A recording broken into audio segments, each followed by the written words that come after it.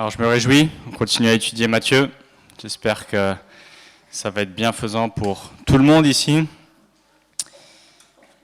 Et on va avoir des sections un peu plus importantes aujourd'hui. La semaine dernière, on a fait 8 versets. Aujourd'hui, on va faire de 14 à 27, on finit le chapitre.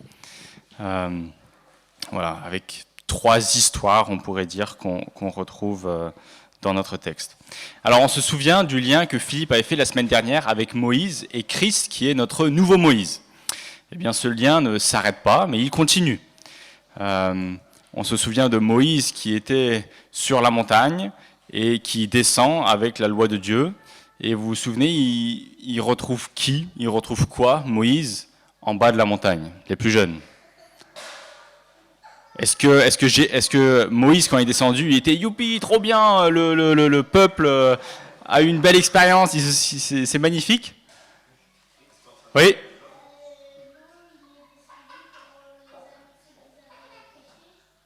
Oui, en tout cas, il le voit à ce moment-là, exactement. Hein.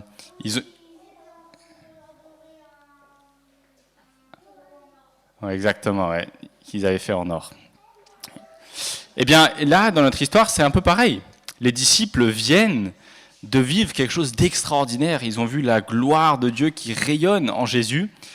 Et on va voir que Jésus va les reprendre parce qu'ils sont incrédules et que leur confiance, leur foi n'est pas placée au bon endroit. Et on voit ça dans les mots, vous allez voir qu'on va lire, que Jésus utilise. Il leur parle en disant « génération incrédule et perverse ».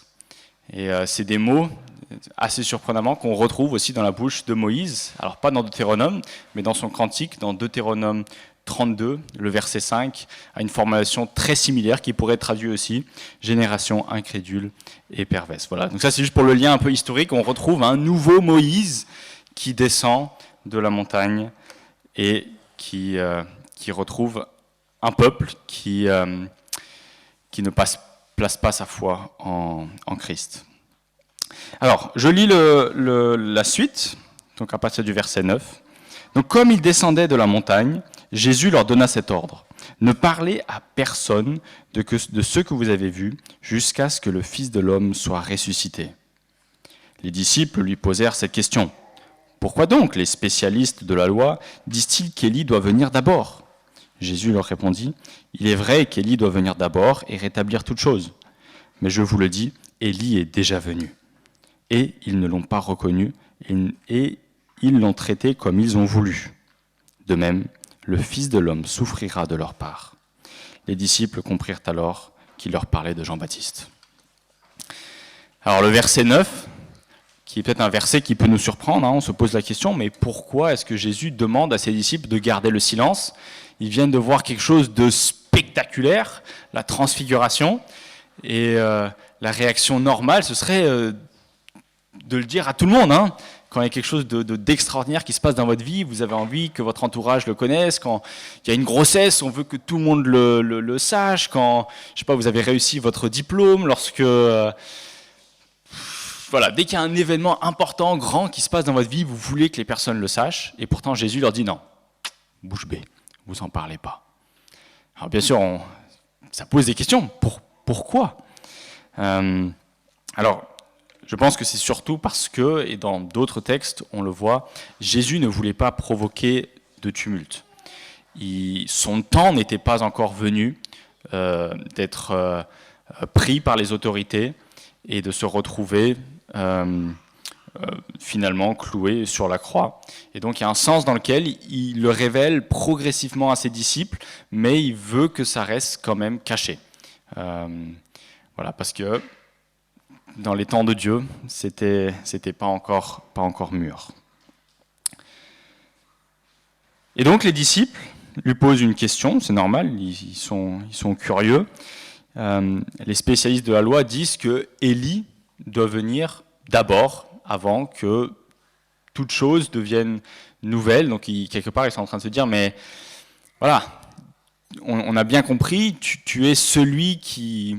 En tout cas, partiellement compris, tu es le Messie, tu es celui qui va rétablir toute chose. Pourtant, il y a cet enseignement des gens qu'on côtoie qui disent que, en réalité, tu ne peux pas encore être le Messie parce qu'il y a Élie qui doit venir d'abord.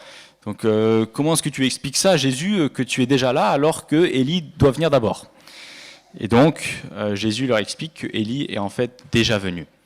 Et que Élie ne revient pas comme peut-être certains l'avaient imaginé, comme descendant du ciel, étant Élie même ou une sorte de réincarnation, mais il faut plutôt le comprendre comme il y a un nouveau Élie qui est venu dans un rôle similaire à celui de Élie, et c'est Jean-Baptiste.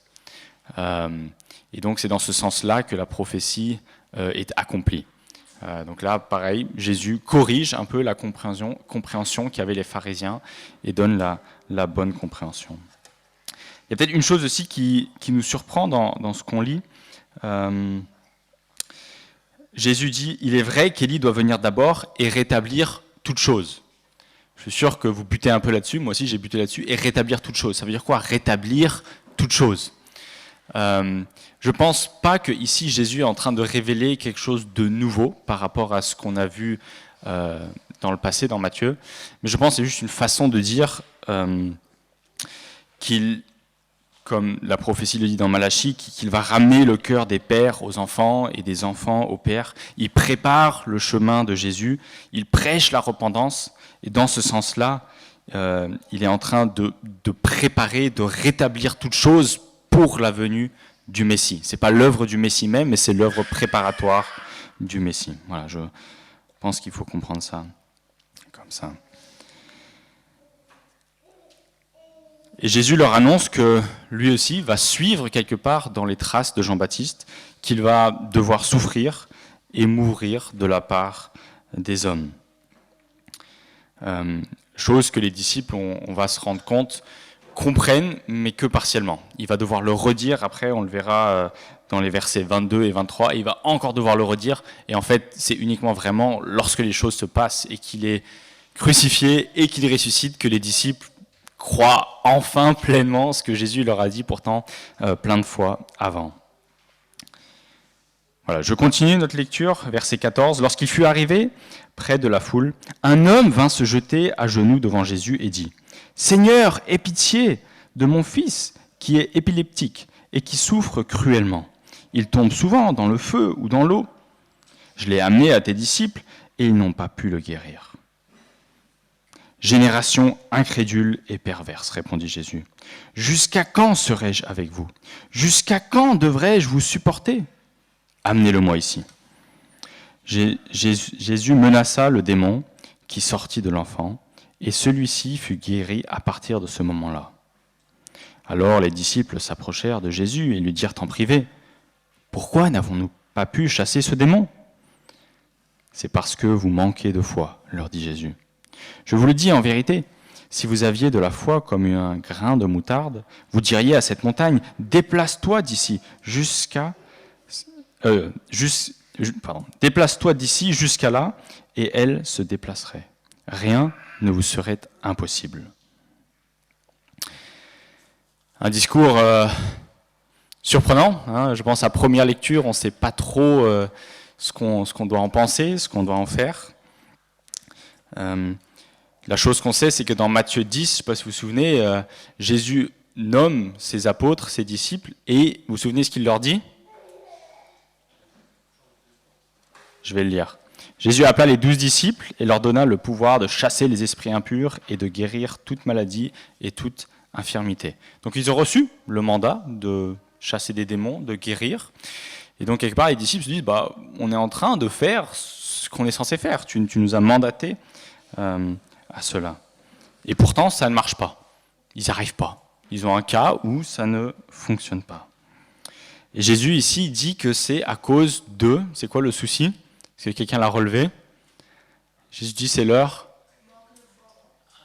incrédulité, leur manque de foi. Exactement. Alors, quand j'étais...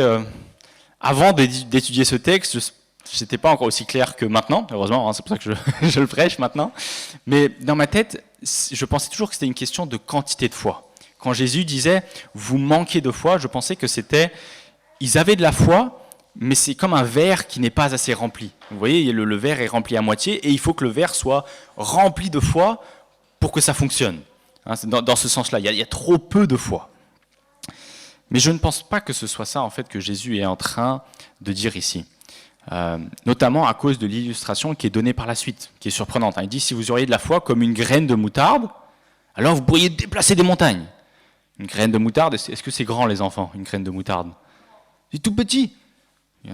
Jésus n'est pas en train de dire, il vous faut beaucoup de foi, il est en train de leur dire, en fait, il vous faut un peu de foi, une petite foi. Le vrai souci qu'on a ici, c'est que les disciples ne placent pas leur foi dans la bonne chose, en fait. Les disciples reçoivent ce mandat et se disent maintenant, c'est par nos propres efforts, c'est par une confiance en nous-mêmes que nous allons chasser ce démon. Et ce n'est pas à cause de leur confiance qu'ils ont en Christ qu'ils chassent ce démon.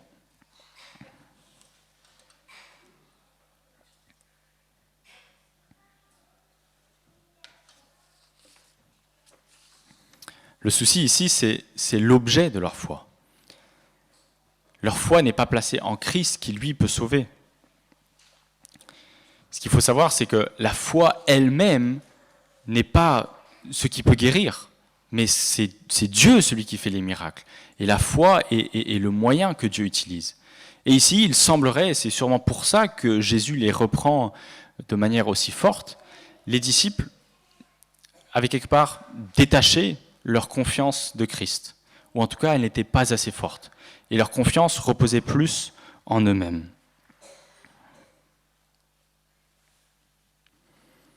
Jésus, avec son image, il est en train de dire ce qu'il faut, ce n'est pas une foi spectaculaire, ce n'est pas une foi qui se voit, qui est grande aux yeux des hommes, mais c'est une foi qui est petite, qui est humble, qui est authentique, et même, ne serait-ce qu'une petite foi, peut produire de grandes choses.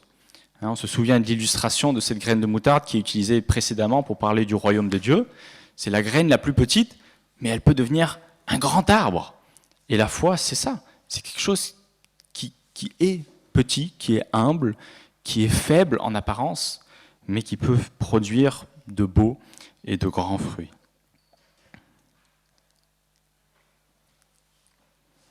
Quelque part, comme avec Israël ici, en l'absence de Moïse, en l'absence de Jésus, ils placent leur confiance non plus en Dieu, mais en eux-mêmes. Et l'image de cette graine de moutarde, c'est que c'est quelque chose de petit, mais aussi quelque chose de caché. Une graine de moutarde, quand on la plante, elle est où? Elle n'est pas à la surface, on ne la voit pas, elle est dans la terre. C'est quelque chose qui est discret dans un premier temps, mais qui peut pousser et qui peut devenir grand. La foi, il faut bien le comprendre, ce n'est pas comme le sort d'un magicien. Ce n'est pas comme une technique qu'il faut apprendre à maîtriser. Si on a assez de foi, alors on peut faire des choses spectaculaires. J'espère qu'à la fin de cette prédication, vous n'allez pas prendre la voiture, aller devant une montagne et vous dire « Ok, si je pense assez fort que cette montagne va se déplacer, alors elle va se déplacer. » Et puis vous êtes là et vous essayez « Il faut que je pense plus que cette montagne va se déplacer. » Voilà, vous pouvez essayer, je pense que vous aurez peu de résultats, pas que je crois que Dieu ne peut pas dépasser des montagnes, mais ce n'est pas l'enseignement de ce texte, ce n'est pas ce à quoi nous sommes appelés. Ce à quoi nous sommes appelés, c'est à placer une foi simple et petite en Jésus-Christ, et Dieu va utiliser cette foi pour faire de grandes choses, pour déplacer des montagnes. C'est une image ici.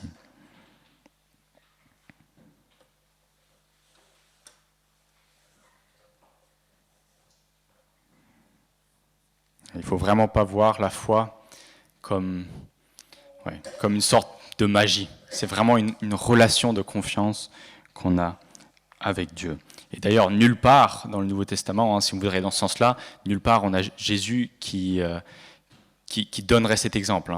Peut-être qu'une première lecture semblerait dire ce que je viens de vous illustrer ici, que c'est quelque chose auquel il faut penser très fort, et si on y pense très fort, ça se passe.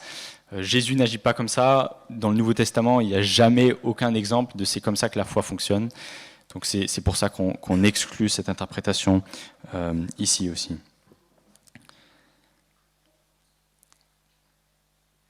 Et donc on se pose la question, mais quelle est l'application pour nous aujourd'hui? C'est quoi l'enseignement de ce texte?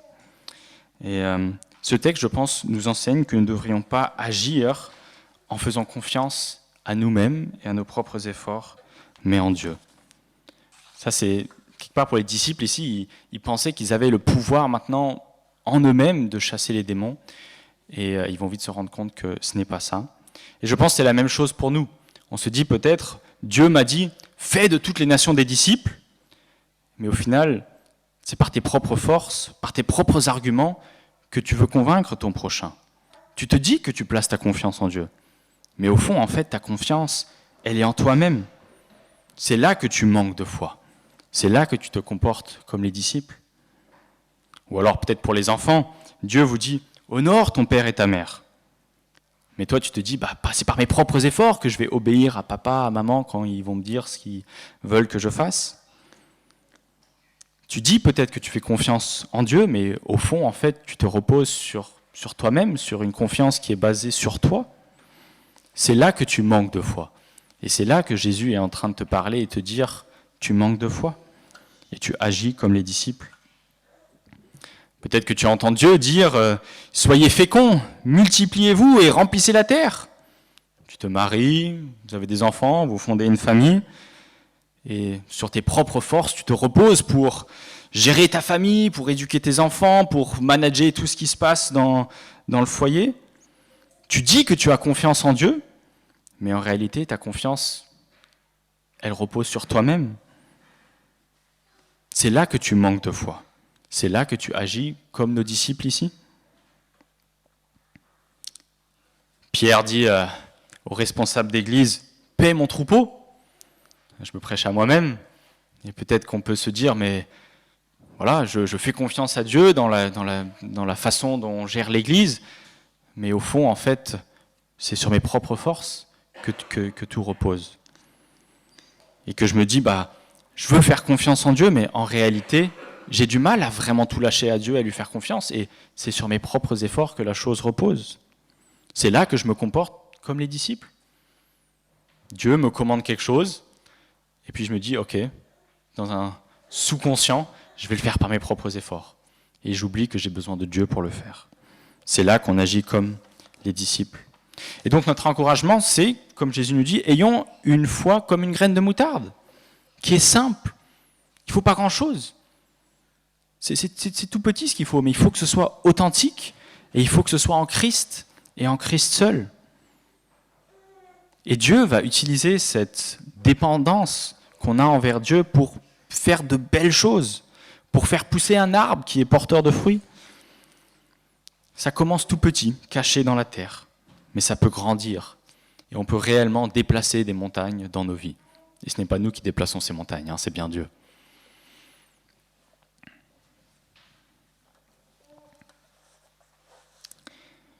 Je continue, le verset 21, je ne vais pas commenter dessus. Ceux qui ont peut-être les Bibles en second 21, vous avez des crochets.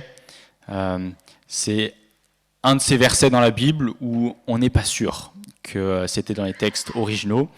Dans le second 21, décide de le mettre et de le mettre entre crochets pour nous signaler, voilà, il y a des manuscrits anciens qui ne l'ont pas, donc on n'est pas sûr. Donc je vais juste le passer. Ça ne change pas grand-chose à l'interprétation du texte. Je continue le verset 22. Pendant qu'ils parcouraient la Galilée, Jésus leur dit « Le Fils de l'homme doit être livré entre les mains des hommes. Ils le feront mourir, et le troisième jour, il ressuscitera. » Ils furent profondément attristés. Alors on pourrait se dire, Jésus il ne peut pas dire les choses plus clairement. Mot pour mot, je vais mourir, je vais rester 3 jours plus tard. Les disciples sont attristés, donc on se dit, ok, c'est bien, on a l'impression qu'ils ont vraiment compris ce qui va se passer.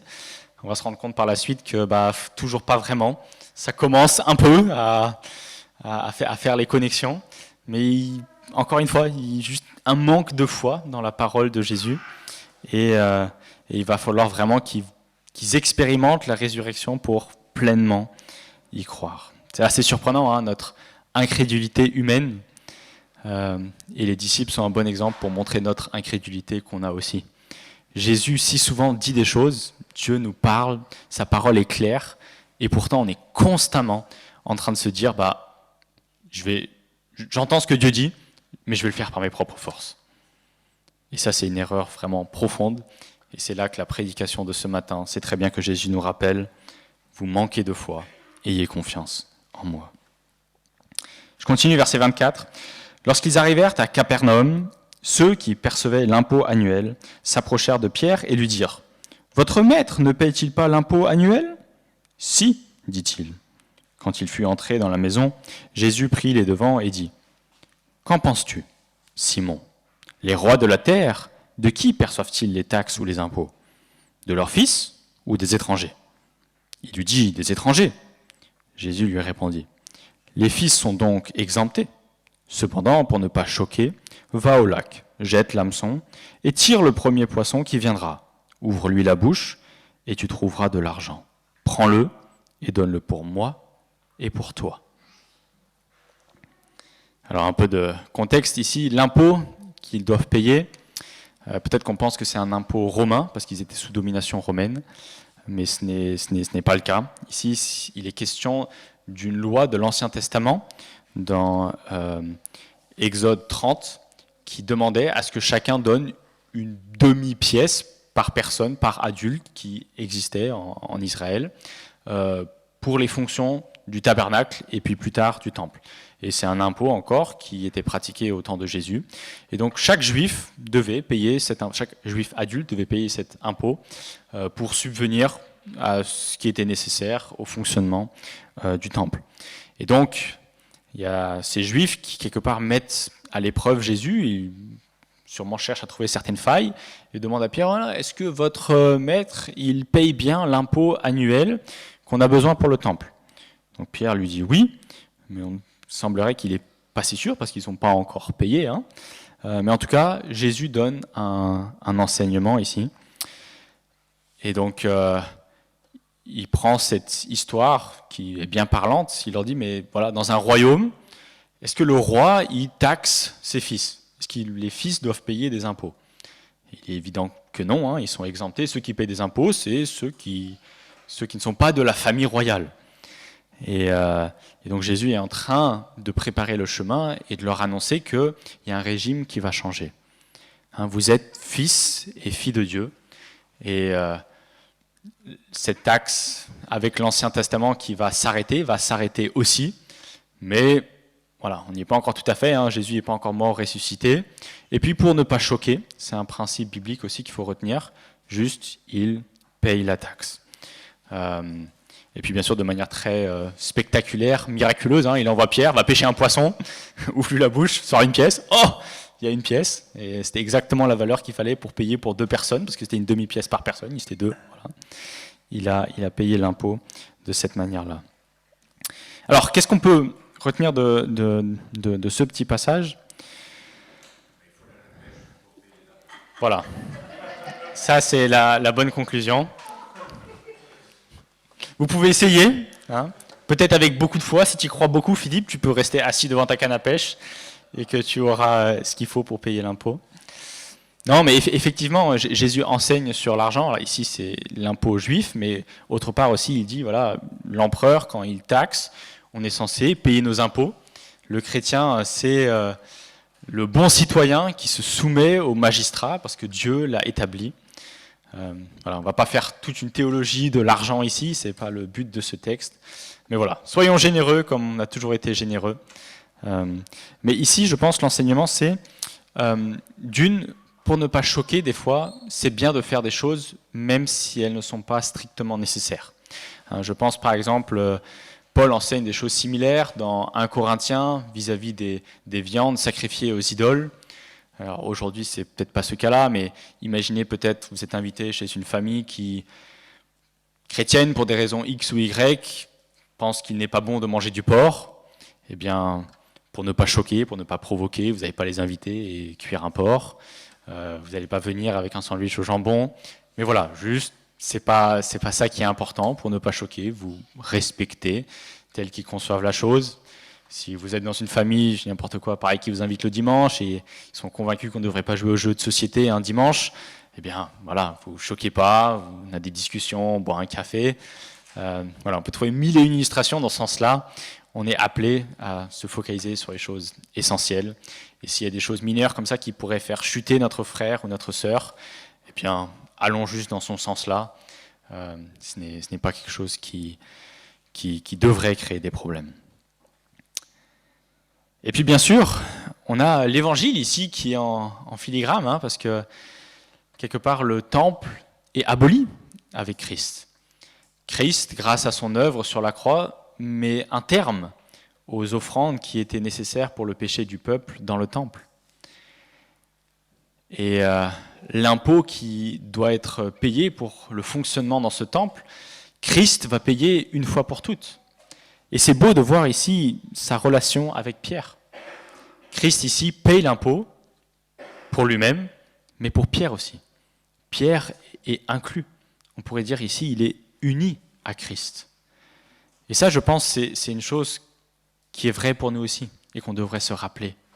On est unis à Christ et son œuvre d'expiation à la croix a mis un terme aux offrandes dans le temple et nous sommes maintenant avec lui pour l'éternité. Et donc on a ici, c'est vrai, en petit pointillé, l'évangile. On sent lentement la fin du système sacrificiel parce que le grand sacrifice arrive. Et donc, pour les enfants aussi, et pour tous ceux peut-être qui n'ont pas encore accepté le Seigneur Jésus-Christ dans votre cœur, rappelons-nous que nous sommes pécheurs, que nous sommes, comme ce texte le décrit ici, des gens incrédules, des personnes qui constamment plaçons notre confiance en nous-mêmes et en d'autres choses que Dieu lui-même. Et on a besoin de quelqu'un qui ait vécu cette vie parfaite que Jésus a vécue et qui prend sur nous la faute et qui paye quelque chose. Et là, en l'occurrence, nos péchés sont tellement grands qu'on a besoin d'un sacrifice de Jésus, qui est l'agneau parfait, pour nos péchés.